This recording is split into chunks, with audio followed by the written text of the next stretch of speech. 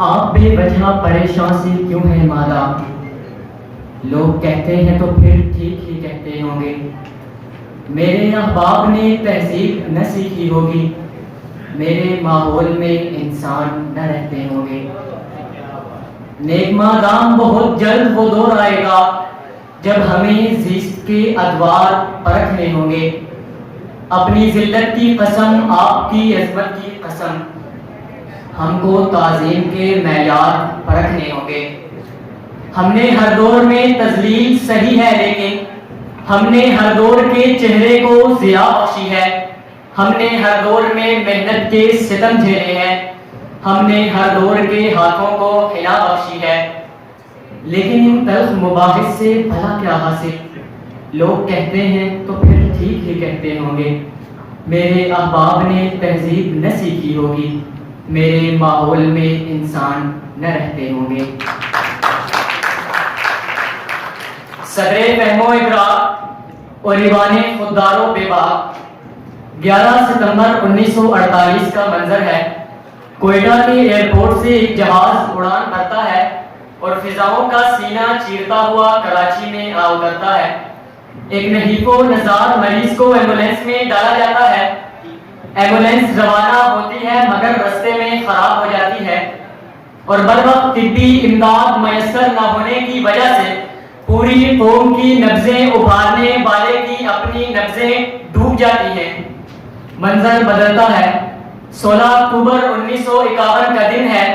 Company باغ راولپنڈی میں جلسہ عام ہے۔ پنڈال میں 40-50 ہزار کا مجمع ہے۔ ایک طرف مائک سے قائد ملت کی خوشنما آواز بلند ہوتی ہے اور دوسری طرف افغانی باشندے اکبر کے پستول سے 2 گولیاں نکلتی ہیں اور ملت کے لیے اٹھنے والی قائد ملت کی آواز کو ہمیشہ کے لیے خاموش کرا دیتی ہیں۔ منظر بدلتا ہے۔ ایک بیوہ اپنے اکلوتے بیٹے کو سکول بھیجتی ہے۔ سکول پر دہشت گردوں کا حملہ ہوتا ہے اور بیوہ کے نصیب کی آخری بتی بھی گل ہو جاتی ہے۔ منظر بدلتا ہے۔ کوٹ کی معصوم بیٹی کسی بھیڑیے کی درندگی کا شکار ہو جاتی ہے۔ منظر بدلتا ہے۔ ہنستے بستے بازار میں خودکش دھماکہ ہوتا ہے اور قیامت صغریٰ بپا کر دیتا ہے۔ کہیں جیل کی سلاخوں کے پیچھے بے گناہ ایڑیاں رگڑ رگڑ کر مر جاتے ہیں تو کہیں ساہیوال کا خاندان سیکیورٹی اہلکاروں کی گولیوں کی بھیٹ چڑھ جاتا ہے۔ کہیں غربت سے مجبور باپ بیٹی کی شادی کے لیے گردے بیچتا ہے تو کہیں مہنگائی کی ستائی ماں بچوں سمیت نہر میں کود جاتی ہے۔ عالی جناب کراچی کا سنسان رستہ، راولپنڈی کا کمپنی باغ، پشاور کا آرمی سکول ہی نہیں، وطن عزیز کا ذرہ ذرہ اپنی تاریخ آنکھیں اور تاریخ تر نصیب لیے زبان حال سے چلا رہا ہے کہ زندگی خستہ و پامال ملی تھی مجھ کو، جیسے رستے پہ کوئی چیز پڑی ملتی ہے۔ آخر تاریخ نصیب ان سے زیادہ تاریخ، ہم اگر ہاتھ بھی مانگے تو چھڑی ملتی ہے، ہم اگر ہاتھ بھی مانگے تو چھڑی ملتی ہے۔ جناب صدر، وطن کی سوگوار فضاؤں سے نکل کر اقوام عالم کی بے ضمیری بھی ملاحظہ ہو۔ فلسطین میں بربریت کے پہاڑ توڑے جاتے ہیں مگر امن کے سفیر امن میں ہیں۔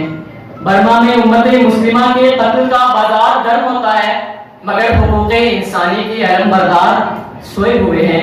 کشمیر میں ایٹو ٹنگ کی صفاقانہ ضد خون کی ہولی کھیلتی ہے مگر اقوام عالم پر ثبوت طاری ہے۔ فرانس میں ناموس رسالت پر رقیق حملے کی جسارت کی جاتی ہے مگر ضمیر عالم پر مردنی چھائی ہے۔ سو اب میں نے بھی ٹھانی ہے کہ اب منظر نہیں بدلنا بلکہ نعرہ دلگیر بن کر، عزم شبیر بن کر اور حیدر کی شمشیر بن کر اب تقدیر کو بدلنا ہے، اب نظام ظلم کو بدلنا ہے۔ اور اس کارے خون قلب میں میرا لہو بھی اگر بہے تو کوئی پرواہ نہیں، کیونکہ خون پھر خون ہے، ٹپکے گا تو جم جائے گا۔ ظلم پھر ظلم ہے، بڑھتا ہے تو مٹ جاتا ہے۔ ظلم پھر ظلم ہے، بڑھتا ہے تو مٹ جاتا ہے۔ زیرخوار اقوام عالم کو یہ خبر کر دی جائے، زیرخوار اقوام عالم کو یہ خبر کر دی جائے، سامراجی خداؤں کو بتا دیا جائے کہ میں اقبال کا شاہین ہوں، میں پرواز سے تھک کر نہیں گرتا، میں غفاری بھی ہوں اور قہاری بھی، میں قدوسی بھی ہوں اور جبروت بھی، حیدری فخر بھی میرا اور دولت عثمانی بھی میرا۔ میری، عصائے کلیمی بھی میرا اور ضرب ید اللہ بھی میری.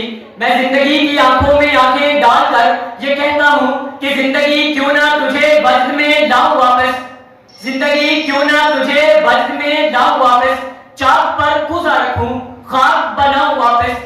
تھا تیرا حکم سو جنت سے زمین پر آیا، ہو چکا تیرا تماشا تو میں جاؤں واپس، ہو چکا تیرا تماشا تو میں جاؤں واپس. آپ کی سماعت کریں.